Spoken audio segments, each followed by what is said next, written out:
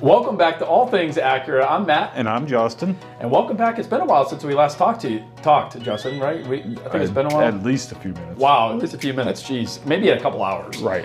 But anyway, so again, like we talked about in our previous episode, we kind of wanted to get back to, talking about the different cars. I know for a while we talked about the Integra. We had like different news things that kind of came up. And what we wanted to do was kind of give our feedback on our cars. It's something that I think, part of what we wanted to do originally, I think that's where we kind of started with the idea of getting information out to people and stuff. Yeah. But then, during that COVID and inventory problems, and I think we just shifted gears a little bit because you want to get what's relative, right? And at the time, inventory, availability of cars, that's fair, was relative.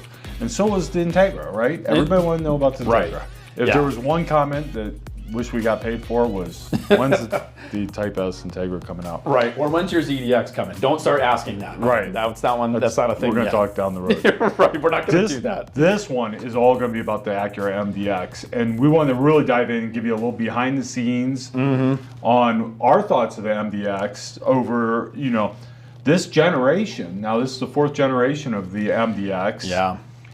Which has been out since 2001, by the way. Car of the year. Oh, that's right, car of the year. Yeah, like just the like tie in there. Huh? That was the only other car I think that we had one car of the year, right? The only other Acura to get Acura, whatever. North American car of the year, or SUV. I don't know what it was back then. Was it truck? Wow. They considered a truck back then? I think it was truck. I didn't look at that. Interesting. There's only two categories back then. Yeah, if you watch our last episode, it was truck. We did talk about the Integra. I'm done saying that word, I promise.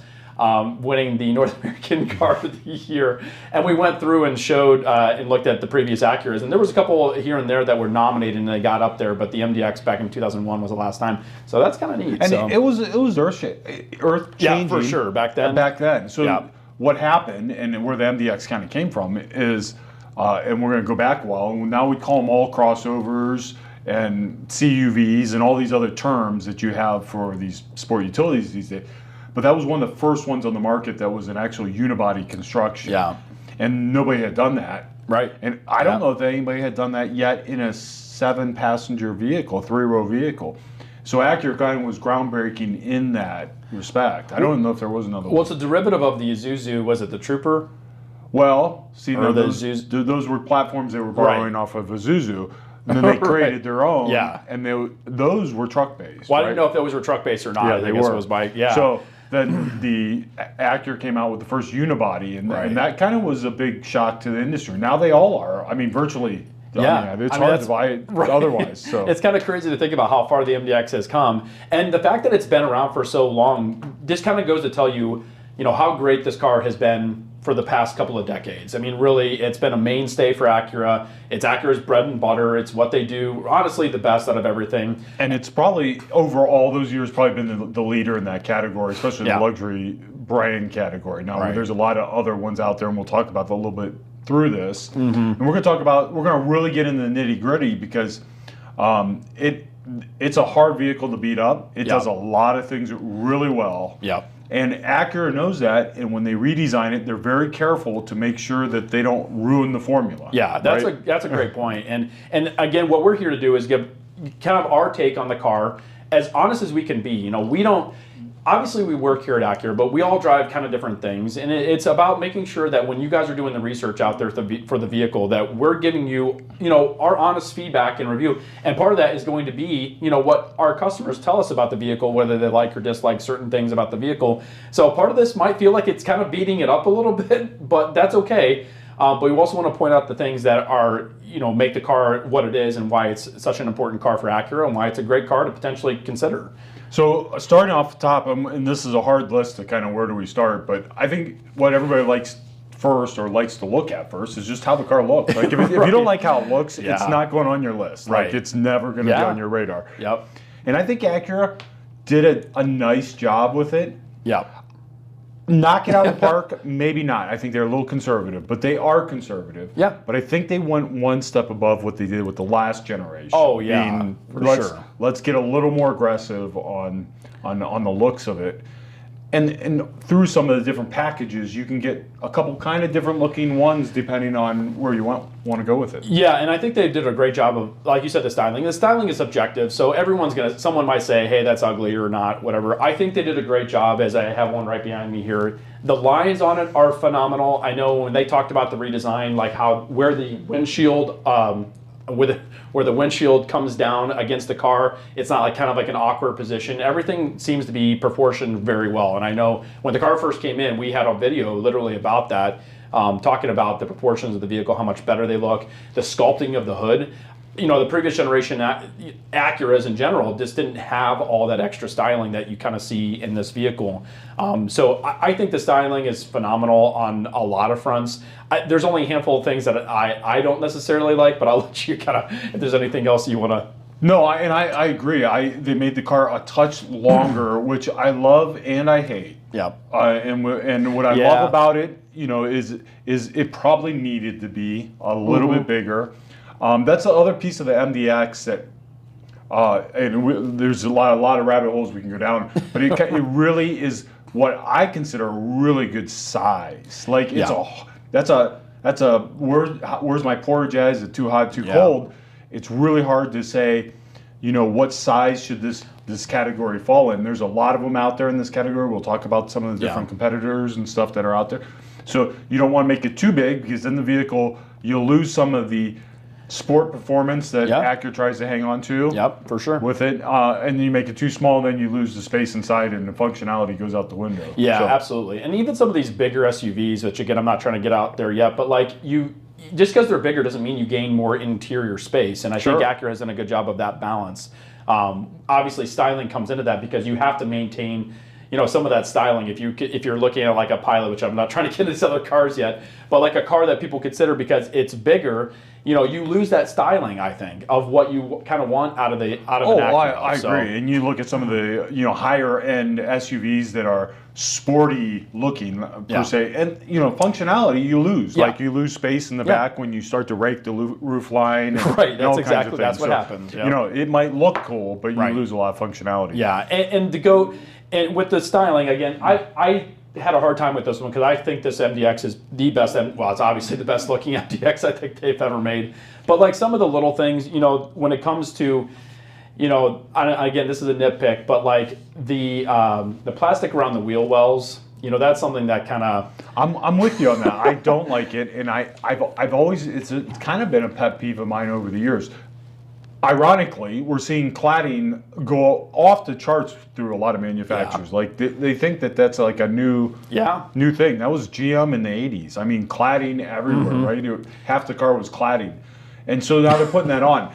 I think we might, and I could be wrong, but I think they might do something with that in the mid-model refresh with the MDX. Interesting. Okay, I'd be happy about that. You know, the one thing that they do on the Advanced Type S, which if you haven't seen the Advanced Type S, it's actually like a painted plastic around the wheel well, which you know, it's still black, but it looks better. But it answers the question: were they thinking about that? See, when they change it for an upper model, it says, "Well, we know that that's not as premium as maybe as it should be." Yeah, right. I didn't think about that way. So, for sure. So I think that maybe we could see something like that down the road, or maybe the upper trims. I know in the Advanced model of the yesteryear of the previous generation, they did. Yeah, that lower trim was that. Yeah, that's a good point. I almost forgot about that. But yeah, I mean, little things like that. The other little thing that I wasn't crazy about, they have those fake air vents in the front, which I think originally, as the story kind of goes, I think they meant to be actual. Well, so what happened there, and I agree with you. I hate fake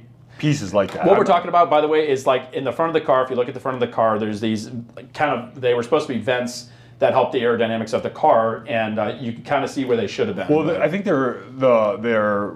they send air to the brakes or the wheels or whatever.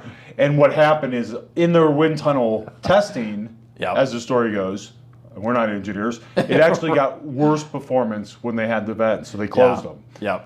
I like the looks of them, but I'm not big on non-functional things and I get like that. the story kind of lends itself to like I don't want to hate on it too much, but again, that's a nitpick. It's just one of those little things that just like, you know, people have asked that. Again, going back to what customers say, they're like, why did they close this off here? Well, that's the story behind that. So, and as far as the styling goes, I don't think there's anything else. I'm glad they brought back the exhaust tips, which I think they did in the previous one, but these are more real than the other ones. So. I do like the exhaust tips. I think there's some room for improvement on the exhaust tips. They're just.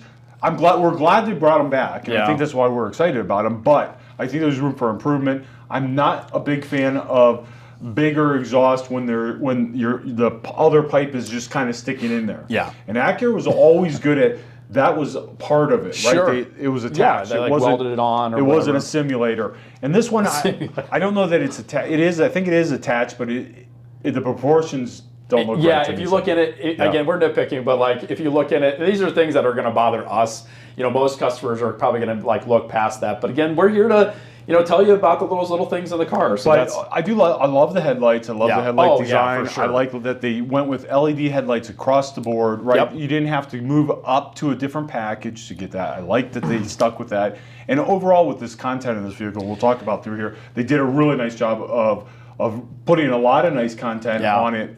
Standard for sure. They might have missed. There's a couple places they might have missed. I like the different trim packages. As we get into that, we'll talk about that in a minute. Powertrain. Oh, you want to do powertrain first? Okay, I think might as well knock it out of the park. Yeah. Okay. So here's what I love about. So this is again a love-hate relationship I have with this car, and that has changed over the years. But the powertrain, obviously, the 3.5 liter. Great engine that Honda and Acura used for years. So it's hard to argue with not using that kind of, that powertrain or without using that engine. The transmission that goes along with that, phenomenal. I think that's a huge upgrade over the past 9-speed, which I know a lot of people, that was a major pain point with the old one, right? And obviously that, I know we're not talking about the older ones, but as far as pain point goes with customers, that was a pain point, especially early on. Now, as we got kind of closer in the 19s and 20s, it wasn't as much of an issue, but 16, 17, definitely something to kind of keep an eye out for if you're looking at one as a certified pre-owned. But it's hard to argue with that engine, So I agree on the conservative side. Yeah. You want to put something in there. I don't agree that you bring out a completely redesigned vehicle and then you take the engine off the shelf and say put it in there and really don't make any changes to it. Like give it 10 more horsepower. Sure. Give it something to say, oh, this is improved, and we really didn't. I mean, I literally just took that same engine and put it in the car.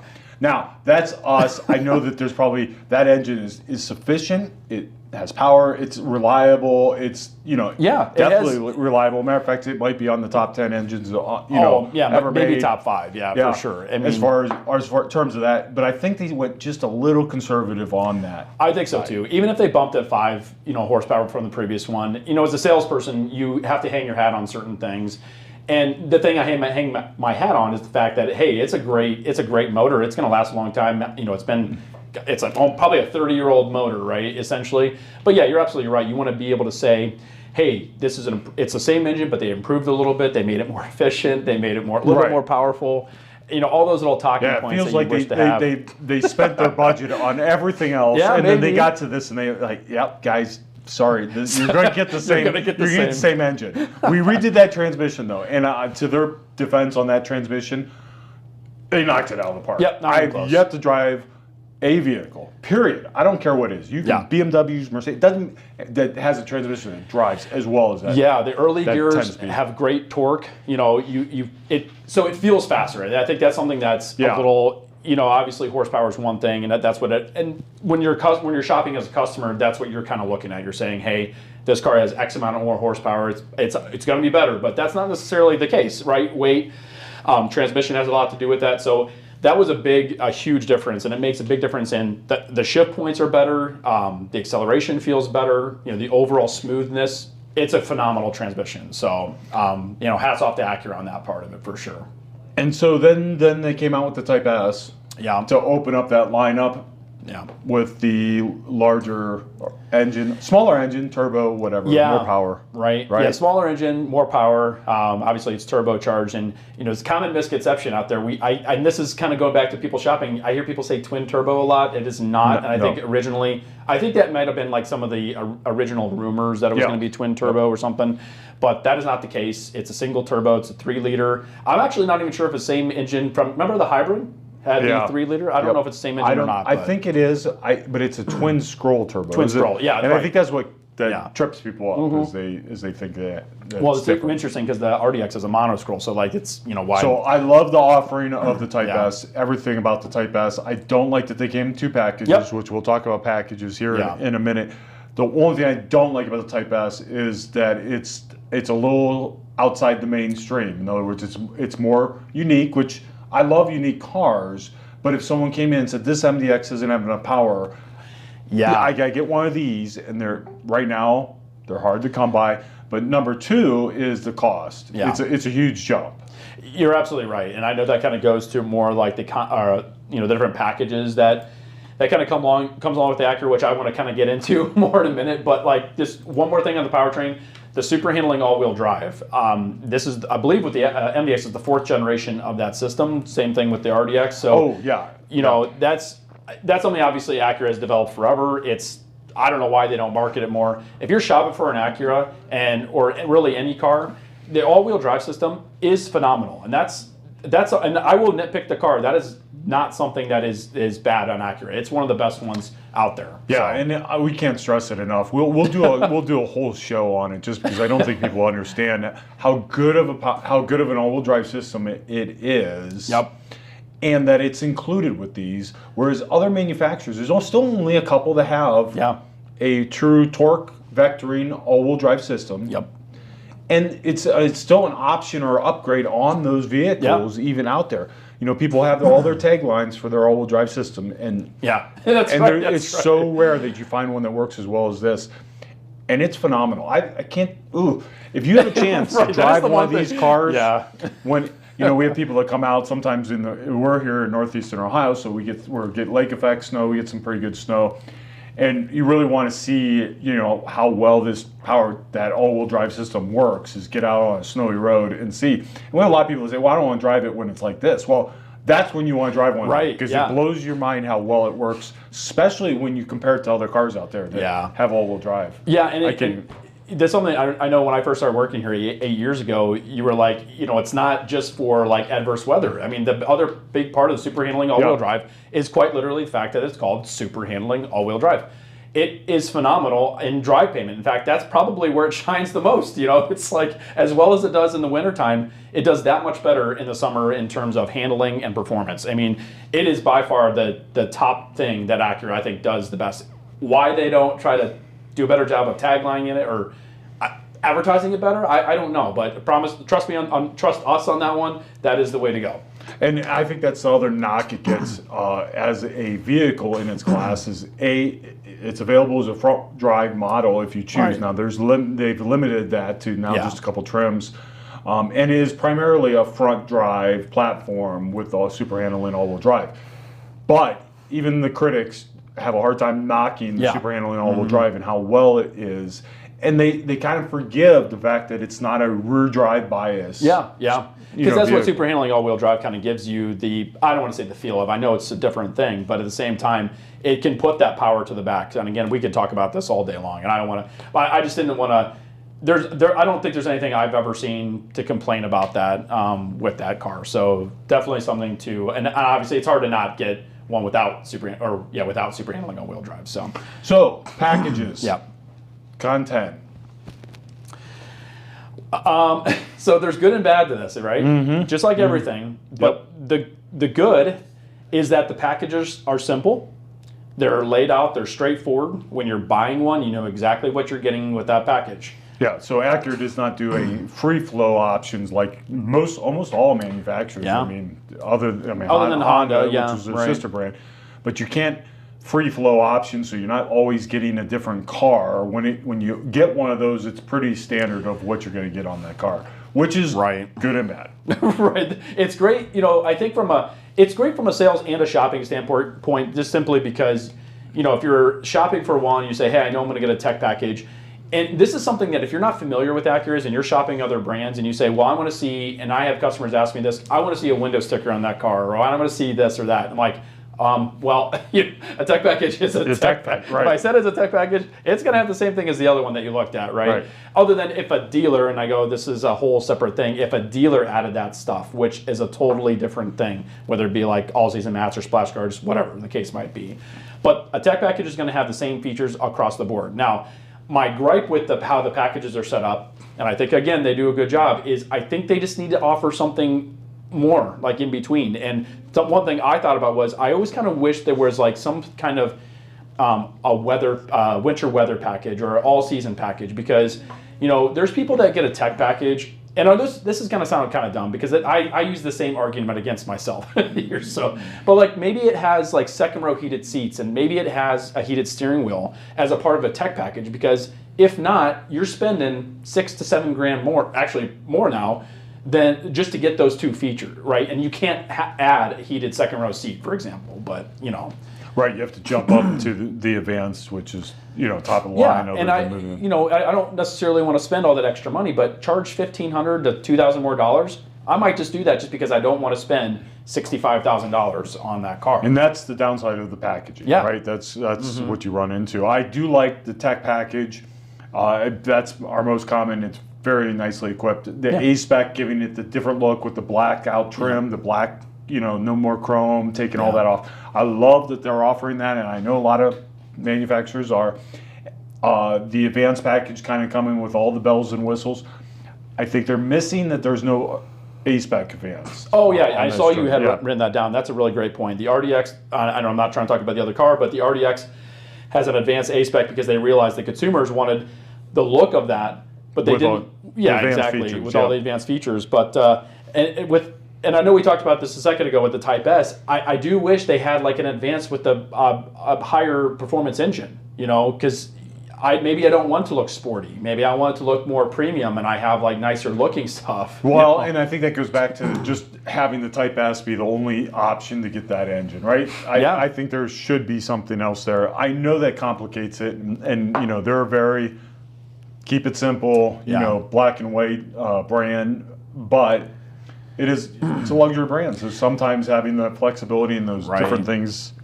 And I think having those options that people see, hey, maybe it just gives, I know less options is better. There's a whole study that said, there are people that chose an ice cream place with 30 options, and then other people that chose ice cream place with 2 options. The satisfaction were higher with people that had 2 options. Right. So I do understand that philosophy of it, but I think when shopping for a car, you're spending a lot of money, so you're going to want to try to get what you want to get. And with Acura, if you did want to add like a heated steering wheel, and I know we talked about this the other day, some people feel like they're getting kind of nickeled and dimed in some ways because, okay, it's $700 for a heated steering wheel, it's $200 for all season mats, whereas like if that's a package, even if you're paying for it on the window sticker, you've accepted that. Right, you feel like it's part of the vehicle and it's not being added to it. Yeah, no, I definitely get that. Well. Speaking of standard content, I do like some of the things that they've added as standard content in there. One being the pano roof. I mean, I don't know that there's another manufacturer that includes the pano roof as standard equipment. Hands out. Like I don't even know of one. Yeah, and that's something that like I know with our standard models or base models, and this goes from the base on up. Like that's the first thing I start with everyone I talk to is like you're going to be looking. It doesn't matter what you're getting. All these cars are going to include the features that you might come to expect out of a luxury brand. So heated seats, leather, panoramic moonroof, blind spot indicator now, which is a huge, they added that in 2022. So that was super awesome. And in fact, the base model is fine by me. That's something where. So you can go in, and they've got some detail on that too with some of the things. And I know we always focus on what's not there, right? But the wireless charger. Wireless charger. Wireless Apple CarPlay. I just spent $400 on a wireless charger, right? It's included. Apple CarPlay, wireless Apple CarPlay, Android Auto. Rear camera washer. Yeah. Oh, yeah. I mean, like, so, just some of the little things that we take for granted because it's there. Yeah. Is standard equipment. It's not stuff that you have to really move up to get. Right, exactly. And that's something that I think, as far as a salesperson, hanging my hat on that is great because you don't feel like, hey, I have to spend. And I know we just talked about the packages, I want more stuff, but I think you still get, those are like the main luxury amenities that I think you would expect to come standard on the vehicle that you shouldn't have to pay extra for. And I know the argument always comes in when people are comparing other brands. We're like, well, I'm spending $55,000 or more on this car that should have all that stuff. I'm like, and then so we end up saying, well, that's part of what you're paying for is the build quality, the performance of the vehicle, the styling, all that stuff kind of goes into it. So yeah, like you might not have as many features, and we'll get more to this, but the standard stuff is nice to have. You can't get it's not like a Kia comes standard with leather, right? All the other brands come, a lower trim level is cloth, right? So it's, seating. They did a nice job, I think, with the seating. That is again, that depends on the person, right? The buyer of what they want. So there's no one size that fits all, and I think they did a nice job trying to compromise that. Removable middle seat, making the ability to have the captain's chairs, walk through, whatever you want to call it, having that ability. I think they did a great job there. The downside is I think they forgot a couple things. I know. I just saw you wrote this down too. I'm like, so if you're looking at an MDX, and again, I'm not trying to keep you from buying or not buying it, but there's this one little thing where they're just not armrest if you remove the middle seat. Yeah, that middle seat folds down. It gives you cup holders and kind of a place to rest your arm for the people, which is nice. But if you take that out because you want that pass through to the rear or that space, then you just fall out of the chair if you turn. Yeah, if you're going toward the center, there's nothing stopping you from falling into the center. I think it's a pretty easy fix. Absolutely. There could even be an aftermarket option. If you've already bought one and if you've done that, let us know. Just screw it in there and call it a day. It doesn't have to be anything even nice. Skinny. My van, I have a Honda Odyssey, and they're literally an. I was going to say those ones on the Hondas are as small of armrests as you could get, but it's something, right? So it's a place to rest your arm. Keeps you kind of in the seat. It keeps you in the seat for sure, and I think that's a big part of that. I will say seats, though, comfort-wise, they're phenomenal, and that's something that the MDX has always had is super comfortable seats. There's one thing I wish that couple things is the range of motion on the seat. Our TLX had the really nice thigh extenders, right? They've kind of gone away from that. In fact, now you have to go all the way up to an advanced package just to get the 16-way power seats, just to get the thigh extension or even the side bolstering.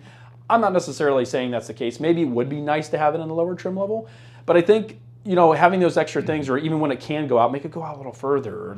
Again, that's a nitpick, but I do like the seating comfort. Now in this class, I think people do expect a comfortable seat, but I know just across our campus here are different brands. Seats are shrinking fast in cars, and they are becoming way less comfortable. Right. And so I still really appreciate the seat in the MDX. Yeah, it's just absolutely. Hands down. And there's one other thing. I think maybe this was a package thing, but massaging seats, I kind of wish they had them on the advanced package, not necessarily. I agree, and I think we might see that in a mid-model refresh. Yeah. I think. Now, unless they're having a hard time sourcing the chips to run the seats, or pieces hard time parts. sourcing the people that push on your back when you're the little massaging people in the seat. Right. Second row heated seats. I know I talked about it as part of a package, but again, talking about the seating, I almost wish that was something that you could find throughout. And again, going back to different brands, there are some other brands that kind of you see that way more frequently than just in the highest trim level. Easy there. I know. I get choked up about it too. It's just horrible. Well, so second row heated seats. I know, and this is one of those. This is one of those. Where's the list? Matt speaks of it as in the terms of it's feedback from customers, right? This is something that they want, something you want. Yeah.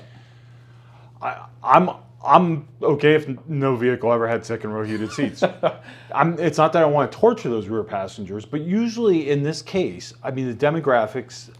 They're children, they're kids. Most of them are probably in car seats even. Right, and they won't be able to feel and they won't even feel a heated seat, right?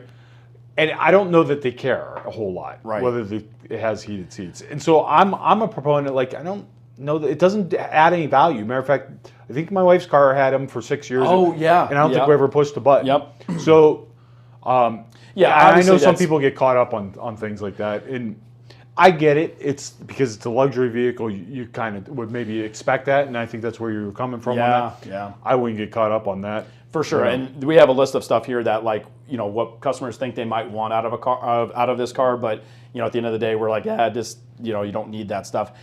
Third row vents, again, this is a creature comfort thing with regards to the seating and with regards to a lot of other brands having stuff like that. Yeah, and there's a lot of ways I've seen those incorporated in a car. Whether it be on the side or in the roof. Now, obviously, you have the panel roof, so it takes up space for that. Yeah. That is a little thing that, yeah, they could have found a way to. Right, just incorporate. They could be the worst ones ever. I don't care. Just any type of airflow, I think, is important for that third row. But yeah, I think that's as far as comfort goes. Overall, though, the MDX is a very comfortable vehicle. The ride is super comfortable. Obviously, if you go with the Type S, it has the Air Ride. But anyway, it is a super comfortable car as far as and so let's touch on that. I think the models, I will say, and I'm not a proponent of adjustable or air ride suspensions. Like I don't like them at all. Right. I actually hate the way they feel, and it doesn't matter the brand. You name the brand, doesn't matter. I don't think anybody does it well. So I actually prefer the ones without it, and that's the same with the RDX as well. I prefer the regular natural suspension. Right. Now I know people get caught up again back to the luxury. They feel that it should have those. Well, should and really, do you really want it? Are different things. Right. Yeah. And if you care about how the car drives versus not care how it drives. I mean, I think that, and there's a lot of, that adds a lot of cost. I mean, if you're planning on owning that car for a long time, and well, that's the other side of it. It doesn't matter of the brand. The replacement pieces, parts for any type of adjustable or air suspension are out of this world. Like, and if you've had one, you probably aren't looking for another vehicle with it. I will say that it's dreadful. It's dreadful. It's dreadful how much they cost to repair or replace. So the next thing we didn't get a chance to talk about the technology in the car, and I think that's So let's talk about the elephant in the room. Which elephant? The little elephant, that the little touchpad elephant, or the lack of the big touchpad elephant. Time out. Just joking on the tee. All right, we're back. Justin's okay. He's alive. So as far as the screen, so the screen is great. The huge screen, it's an awesome screen to have. Was it 12.5 inches? It's not a touch screen. You have to use the touchpad. And again, this is a kind of a pain point thing for people as far as that goes. I have no problem with it. I made a whole video about it and how easy it is to kind of use. Should they make it a touch screen as well? Probably. I think Acura has to get over their design of the touchpad. Yeah. The touchpad is a great, I want to say, a complement to the screen. Sure, because you're not like it's far away. You shouldn't be reaching over and touching it, licking it like you want to with your phone. It's not a touchscreen in a car, by the way, is not an extension of your phone. It's not a place where you should read Facebook and do all different things and play games. It drives me nuts that BMW's advertising the games that you can download to your car. Look, if I see you driving a BMW and somebody's playing a game, I might personally run you off the road. Like that drives me nuts. Like, you don't play games when you're driving. Absolutely. Right? And Tesla's kind of like that too. They have like the fireplace and all this other stuff. No. You focus on driving. Don't worry about touching the screen. Yeah. Like, focus on the driving. Do we have that as one of the things? Put your phone in your pocket and don't touch. Well, but the touch screen, I think the challenge with a lot of people don't understand how to use the touchpad, right? Yes. They think it's a mouse. Yep. Because Lexus, I think, had a mouse for many years, and I don't know if they changed that or not. I think they did change it. BMW had an iDrive, which was the same thing, except it was on the circle. And that was a mouse. This touchpad is a complement to a touch screen. It's literally the same. But I still think they should have both. I think they should have a touch screen because, it's just people can't get over the fact that they can't touch the screen. Yeah. It's one of those little things that, like, it's low value or low cost to a manufacturer, in my opinion, but it's high value to a customer, right? Yeah. It kills, as a salesperson, if you're in sales or anything like that, there's these little objections that people come up with. And I know sometimes they're excuses, but sometimes they're like legitimate things that people just can't get over because, and I understand, we understand where people are coming from because we all have that kind of thing. But in kind of talking about screens or touchpads, you should buy a car because you love the car, not because it has some big screen or not because you can't necessarily learn the touchpad right away. It really is one of those things with any car. There's a learning curve to any car. It's really not one of those things that I would say, hey, don't buy the car because it has a touchpad. Well, I think what you'd find is with the touchscreen, having the touchpad, if they had both, I think you would learn that the touchpad actually is easier for most times when you're driving. It's not easier to touch the screen. Right. And I think what also you find in people get trapped in, they think that the bigger the screen, the more functions on the screen, the better. They proved that with the last generation MDX that it's not. People don't like climate control, a lot of radio operation. They don't like that stuff on a touchscreen. Yeah, and the Outback is a big offender of that. And the Outback is a huge offender of that, right? Yeah. So you have to touch menus and places to get places, and functions aren't easy with touchscreens because that's just how that's how it's set up. Right? And I appreciate the design with Acura's screen because it's a kind of a minimalist design. It really is. There you have the screen, and they try to put less stuff on the screen as much as possible. Sure. So I think when it comes to that stuff, and I know the touchpad is one of those things that like what people dislike about the car. It's a pain point for people, but this is one of those things I would not let it be a pain point. Let's one of us walk you through it. Myself, I made a video on all that stuff. So if you're considering an Acura in general, but the MDX, yeah, I wouldn't let that. So we do agree with you. Yeah. Touchscreen probably should just be put in and call it a day. They do with the sister brand. Why not this one? Give you both. Next one that comes up, somewhat is surround view camera is not standard on it. You do have to move up to the upper trims.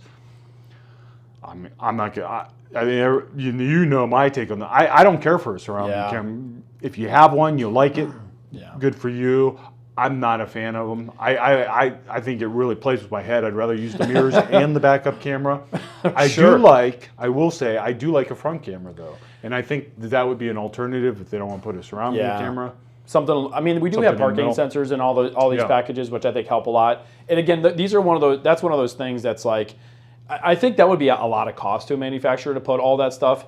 The other side of it too is, and people, they hit their mirrors all the time. And if you don't know where these cameras are mounted, there are one under each mirror for the surround view cameras. And front and back. That's going to cost some money if you hit the side of your garage with your mirror. So and that's as we go back to more content and more stuff, everything you add, if you have intention of keeping a vehicle past a warranty.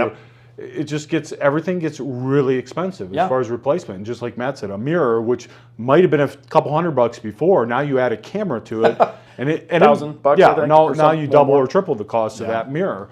And I think they bring up a great point. People just don't think about that stuff. They just, and especially if you have it and you just want it because you think you should have it, versus you actually like how it works. Right. The one last thing regarding the technology, I love that they made it a digital dash. There's a couple of gripes I have with it, which again I'm super appreciative that Acura did that. I think other brands already had that. They needed to kind of be on board with that, which they did.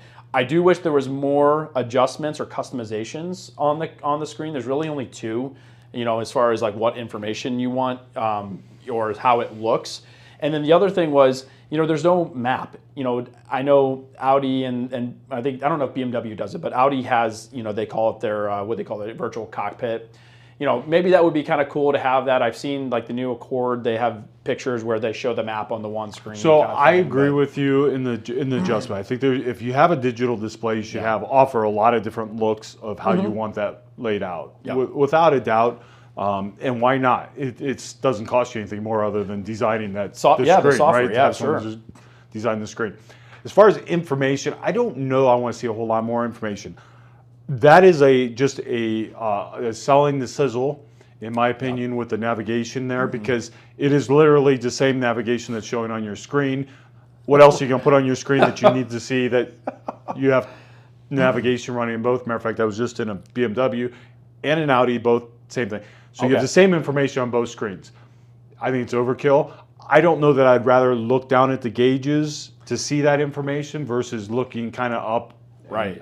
Right. But I guess that's just from always looking at the screen over there and not having it, so I don't know. I don't know it's necessary, but I do agree with you. That's probably a thing that, it's a kind of a wow feature, and then people like wow things, and if they're getting, well, look what my car does, Exactly. I think, as far as, I think we covered quite a bit, obviously, with that stuff. I do want to talk about what we hear just real quickly. Yeah. Let's go through. Before it gets too late here. But anyway, so I know we talked a little bit about surround view camera. These are kind of topics that come up with people as they come in and say, hey, it doesn't have this, I wish it had it, or, pain points there. The touchscreen or the lack of thereof, that was one we talked about, surround view camera. Power folding rear seats. This is one of those things, and some of these things are going to be things that people think they have to have, and then, I get it. There might be convenient in some ways, but I think at the end of the day, you don't want them. Our seats are manual seats in the third row, super quick and easy to put down and up. You never have to worry about whether or not they're going to break. Right, right. And those things add weight to the vehicle. I mean, they're just expenses, and they add weight to the vehicle, right? Exactly. I never found these to be hard to put up or down, and never found a situation where I wish that there was a button. Trust me, most of those, if you played with them, they're kind of, I mean, they kind of take a minute. Like my patience would run out, and I'd be irritated about it. You're like trying to like put it's like not a benefit, some lumber in or something. As I'm waiting for my seat to go down. Right. So I don't. Those aren't a hot button for me, but I understand that category. People kind of think that should be a thing. Yeah, and I'll skip this one for now, but I'll come back to it. But the kick gate, since we're back at the end of the car, does it have the foot gate? And I know why people say that. They went somewhere else and someone said, "Hey, you have the foot gate. What a sizzly feature!" Yeah. And I have it on my van. I've used it this many times. The number I'm holding up is 0 because it's just not convenient, and a lot of times people don't know how to use it properly, even if you show them. So I would not let that. Well, it is available on the upper trim. It is, and you can add it. Yeah. It doesn't come standard. And like to Matt's point, people don't use it. I mean, there probably might be some out there that might, but most people don't. I think Acura have been smarter to come up with their own version of something like that that's not a kick gate. But I know that's something that people do ask about. I'll bring this one up now just because it's there. The premium fuel. This is a common one. We did have a whole video that people have got pretty upset about on YouTube. There's some, the premium fuel issue is I would just tell you just don't make it an issue. As gas prices go up, it becomes more of an issue, and I understand it gets more expensive. Sure. But it is also a luxury vehicle, and there's, the performance out of that vehicle is based on that premium fuel. You don't have to use it. You can sacrifice that performance and go with the lower grade. It's optional. Yep. Long term, I think I would go with the premium fuel. That's what the engineers recommend. If cost is an issue, then I don't think it should make it or break it whether you buy the car, because if you just do the calculation, I don't think what you're saving is worth driving a car you don't want or you're settling for. Sure. Because of that. Because if you bought a car that was, let's use the Lexus RX for an example, because it's in that class, and Lexus touts that. And I think it might be one of their only cars that doesn't require it for that reason. They make it a point to say that.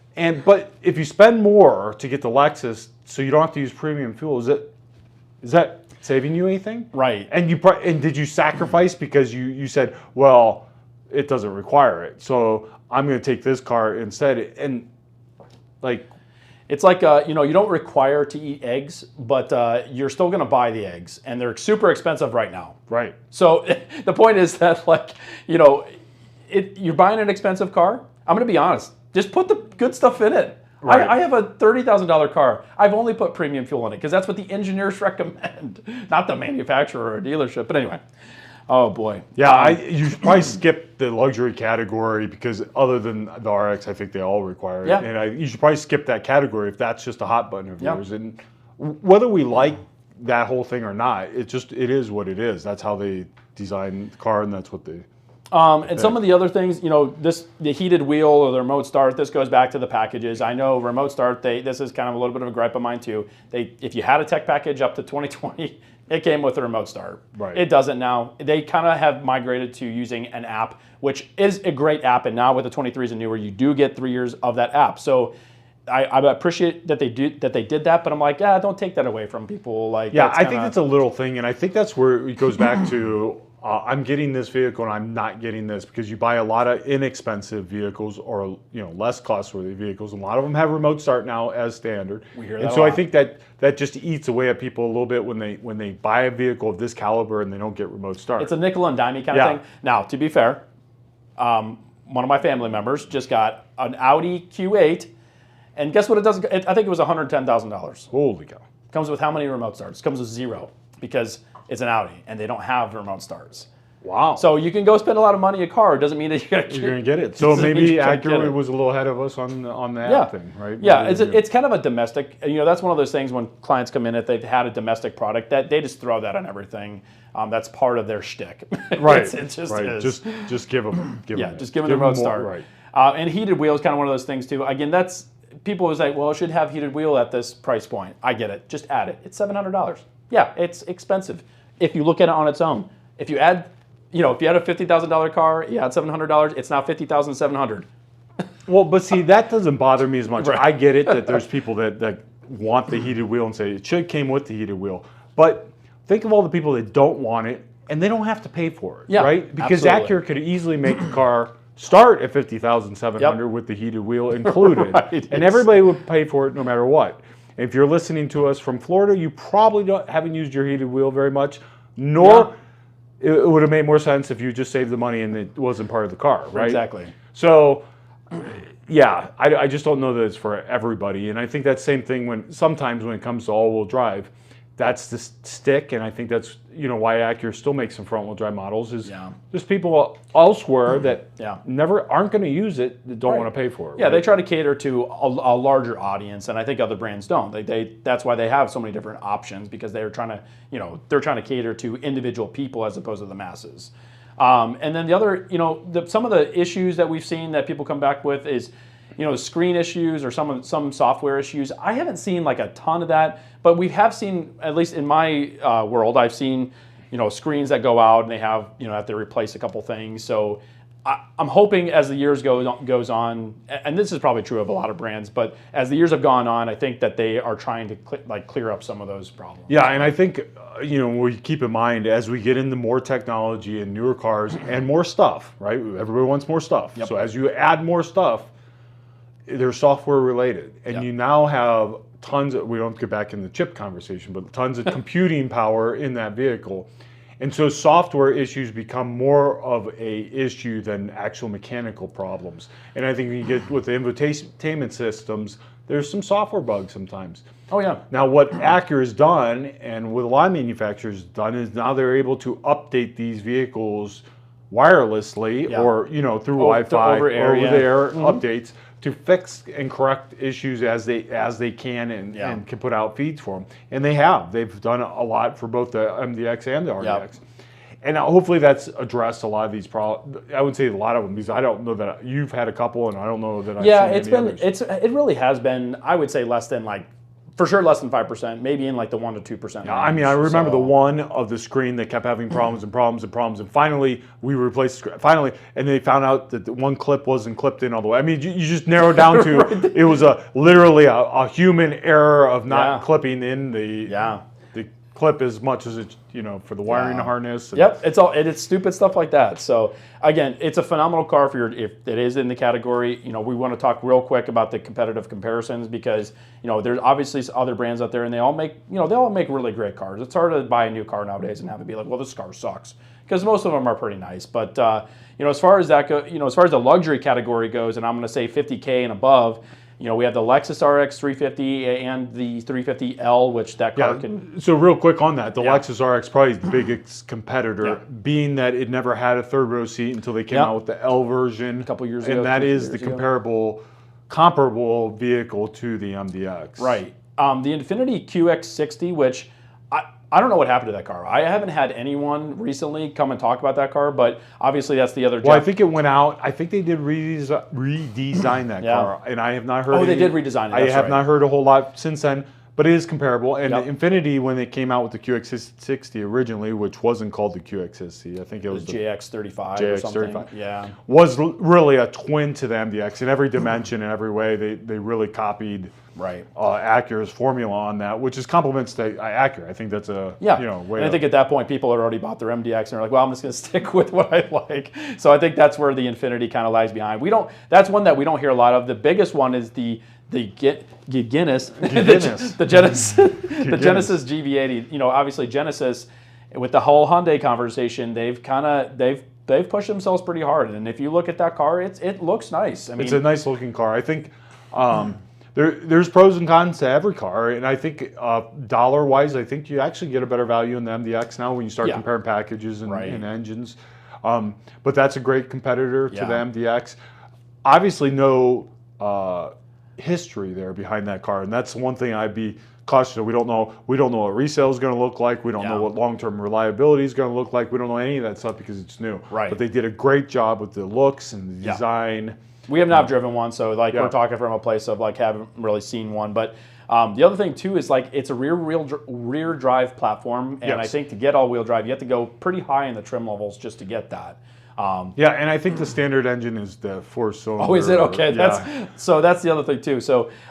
You know, that's where the Acura kind of shines, is the standardization of those features. The Volvo XC90, man, that's been one that I haven't heard a lot of recently either. Well, again, I don't think that vehicle's changed a lot since they came out with it. And they did some really nice changes to it when it came out, and then it's gotten kind of older and stale and over time. Still a great vehicle. I think it still has a lot to offer there, but I think dollar-wise it also creeped up in price. Yeah. So you get comparable equipment, you're going to be spending a little bit more. Yeah. And then you start to look at, obviously, overall ownership costs and long-term reliability. It can get expensive, but it is a great vehicle, very comparable to good-looking car for sure. And obviously the luxury class, they all look really great. It's hard to take that away, except I think the Infiniti kind of looks like the Pathfinder. Now, I remember that redesigned it. It looks just like... Well, you know... Anyway, I would say the biggest one that Acura competes with are some of these other brands, you know, whether it be the Kias, the Hyundais, the Toyota Highlander, the 4Runner, the Pilot. Well, because I think what happens is the price point of the Acura is just a little bit above those, and people go, well, if I'm going to look at one of those, I'm going to look at one of these. The benefit that you get with a Telluride or the Palisade of those brands is you're going to be at the high end, so you're going to get maximum content for that kind of similar dollar. Right. So, and I think that's what trips people up a little bit, and they have to spend even more on the MDX. So absolutely. You know, that's. This is, and that's exactly what happens, right? So you have people that are, you know, Acura just sits above some of those brands in terms of price point, and they sit just below the other luxury brands. So we're kind of like this Goldilocks area, which I guess can be just right for a lot of people. But, you know, you get a lot of content in the Telluride and the Hyundai. So when you look at a calligraphy Hyundai Palisade, it's I think it's like $55,000, and then you know you look at an MDX and it's $58,000 for a tech package, and the Palisade I'm pretty sure has. You're gonna hate me for this, Justin. It has third row heated seats. Did you know that? I did not. I did not. So, but again, selling the sizzle. Like, who's sitting in the third row that is gonna have a warm butt? Yeah, but going back to what people say, that's what you hear. So. And so that brings up a good point. Well, that's a show that we should have sometime, because we talk about how's that stack up. So what happens when you buy the most expensive of that brand versus a normal vehicle in a luxury brand or what have you? Right. The adage in real estate used to be you should never buy the most expensive house in the neighborhood. Does it hold true with a car? Oh, you should never buy the most expensive model in the lineup. I don't know. That's a good point. We'll have to dig into some of that research. Right. Highlander, definitely a vehicle that people shop. Yep. Again, that's a sister to the RX, but it comes with that third row seat. Yeah. I think so. But everybody kind of puts that on their list. And it has nice captive chairs, and it's funny because like you would say, and someone that says, "Hey, I'm looking at a Highlander too," I usually say, "Well, the Pilot's more of the one you should consider there." Sure. But I think the Highlander does have a little bit. It's a little nicer on the inside. Oh, I think so too. I think they really try to. Toyota has done a good job of focusing on the creature comforts as well as like the ride quality, and Toyota has the reliability that maybe the Kia Telluride or the Hyundai just doesn't. And so it makes it a hard comparison. Obviously, the MDX is more expensive, so that's where the price range on these cars, the Highlander or the Pilot, starts at $35, and I only bring that up because I know those have cloth and they're decontented. But now they go up to $50, and just over $50,000. And then the Pilot just got redesigned, or the 4Runner too. Yeah, the biggest thing with the 4Runner is it's like a truck. So I think that one is a very different. It's a little more of a niche because it's a truck, and it still drives like a truck. And I think that's the point of it, though. Yeah. It's supposed to be. Yeah, people want that type of vehicle, and so if you're looking at a 4Runner, MDX isn't the right comparison. But I will tell you, if you are comparing them, the MDX is the better choice there. I will say, well, a reason why I put it on the list is because I don't know that they're shopped a whole lot, but we do take a lot of 4Runners in on trade. Absolutely. So it's if you're in a 4Runner. It could be on the next list. Like I don't know why that happens, but I think people realize they want something more comfortable and they don't want another Toyota. I think literally that's what happens. And and the other thing too, and I know we didn't talk about this, but like engine variants, the MDX has the V6. So some of these cars don't have a V6 anymore, right? That is something that even some of like the Genesis, like you said, it has the 4-cylinder turbo, and even the Volvo, yeah. 4-cylinder turbo supercharged. But that's part of that genre. The Pilot, we have a Honda store here, so it feels like a natural progression for a lot of people where they say, hey, I've had a Pilot, but I want something a little nicer. Pilot's a phenomenal car. It's definitely more utilitarian. I know they just redesigned it. Looks great. A little more rugged, a little more off-roady. So I think that's the biggest distinction between those two cars, is that the MDX it has a better feel. So and we'll try to wrap things up. But so a lot of people ask, what's the difference between that Pilot and the MDX? Is it just where's that evolution come from? And this is one of those. You got to get in both vehicles yourself and see what the difference is, because the difference to you might not be much, depending on what you feel is of value. Right. See, as we talk about a lot of these features, sometimes features are value to people. Yep. So people like myself, and I know Matt falls a little bit more in this category too, and I don't want to speak for him, but how the vehicle drives to me is more important than the feature. You can't add another button and make me happy if it doesn't drive good. Right. Yeah. Oh, yeah. And so for a lot of people, the button's more important than how that vehicle drives. Right. And so that's what's really going to separate things like the Pilot and the Highlander versus the MDX is the drive of the vehicle, the quietness, and then the materials, right? Yeah. Oh, yeah. You talk about the seat, like the seat. First thing you notice when you get a new Pilot, it's a very similar vehicle. It has a lot of similarities because they redesigned the Pilot off the MDX platform. A lot of similarities, but I noticed that seat right away and I go, wow, did this seat shrink? Yeah. It's like they took the MDX seat, put it in a dryer, wrapped some cheaper looking leather on it, and it just, those are the little things you notice. If you don't care about those little things, then you should be looking at some of these other brands, because that's exactly what you pay for in a luxury car. And a little better performance, all-wheel drive system is a little bit different. And again, those are those little things that you have to decide what are those things that are most important to you. And the last one I have on this list, which we have a Mazda store here, so it felt like it was going to be more of a comparison, but the Mazda CX-9, and I know, like you were saying, your wife, she kind of poo-pooed the Mazda right away, and I think there's still the Mazda still has that stigma of, I don't know if it's because they were, with Ford for such a long time or whatever that might be, but, the CX-9 or now the 90 that's coming out, if you haven't seen it, it looks super nice, and I think it's trying to compete directly with Acura in a lot of ways. Yeah, so. and like we saw some of the features and stuff, and they've pretty much taken the playbook out of the MDX and said,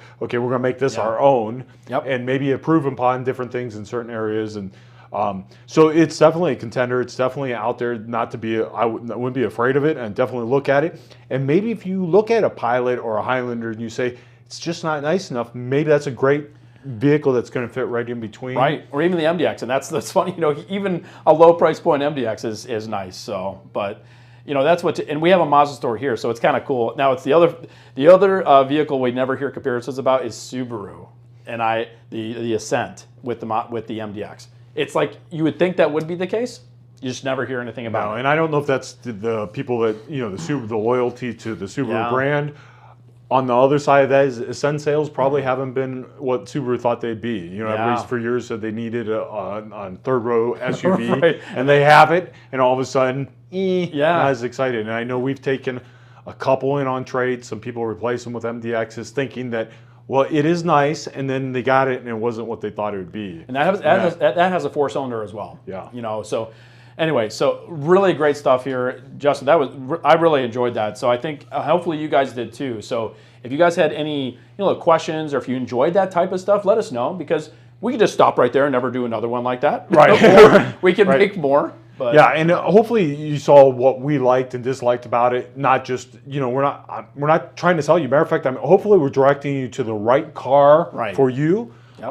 And the MDX, might be on that list now. Maybe it's not on the list anymore. Maybe and that's okay, because that's exactly what hopefully this information helps you with. Yeah, providing that with you, like a little bit of an insider take. And again, we're not afraid to criticize our own brand. Obviously, it makes that brand potentially more healthy in a lot of ways as far as that goes. And very few cars hit all the right notes all the time. I will say the total package, and I think that goes back to what we like about the Acura brand. But with the MDX, if there's one car that they nailed like really well and hit a lot of the right notes, it's always been the MDX. Yeah. And it's hard to argue with it. That's Yeah. like, every time someone comes in and looks at one and drives it, I'm like, it's a hard car not to like. Like, you have to force yourself to find things that you don't like about that car. Absolutely. And again, not to oversell it versus something else, but I always come back to that. It's like, oh my gosh, I get this. And the sad thing about the MDX, and I said this obviously through the pandemic or what, you know, with not having stuff,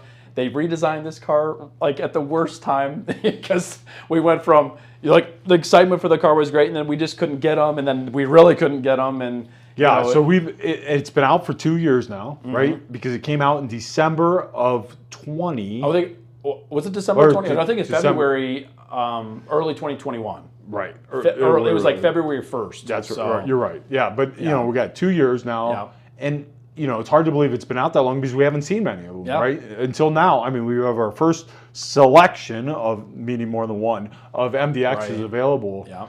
And you're right. I think it 2 years went by before, and they lost a little bit of the excitement. Yeah, and I think people kind of I don't want to say forgot about it. That's not the right word, but the people who knew the MDX or were loyal to the Acura or the MDX, they knew what a great job they did. In fact, so many people who drove the old one compared to the new one, like people come out of the leases, there were a lot of kids blown away by the difference that they could feel. Yeah, and I think that's the last point I think you want to mention is the different. You know, they kept a lot of the Acura, what we like about Acura, but the difference between this generation and the last one is you have to drive it. Yeah. It's not even close, and I think that's what most. I'm speaking as a customer standpoint. Right. It's not the same. It's not the same. No, it's completely different. And if you had an old MDX and you said, "Well, I didn't really care for that," you still need to drive it because it's that much different.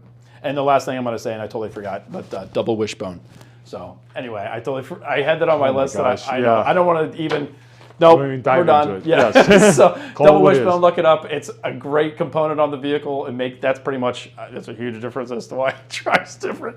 Anyway, thank you so much for watching. Again, if you have any questions, comments, or anything like that, let us know. We appreciate everyone who's watching on YouTube, or if you're listening in any one of the many platforms that we are on. We appreciate it so much.